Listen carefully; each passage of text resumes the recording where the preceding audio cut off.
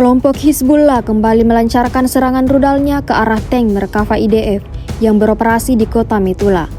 Rekamannya ramai beredar di media sosial Telegram pada Kamis 25 April 2024. Perang melawan Israel tidak hanya berlangsung di jalur Gaza. Kelompok Hizbullah juga turut intens lancarkan serangannya ke tentara Israel di wilayah perbatasan. Disebutkan dalam keterangan unggahan, kelompok ini menggunakan rudal anti-tank Dehlavi buatan Rusia 9M1331, Kornet E buatan Iran. Hasilnya seperti yang terlihat dalam rekaman. Serangan tepat mengenai sasaran dan menghancurkan target.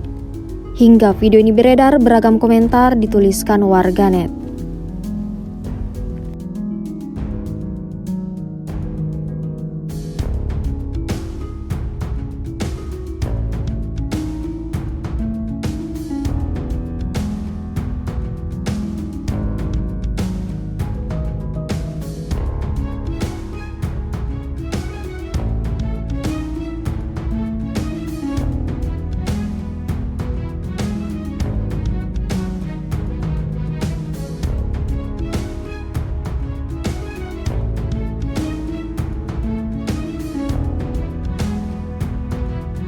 Download Tribun X sekarang, menghadirkan lokal menjadi Indonesia.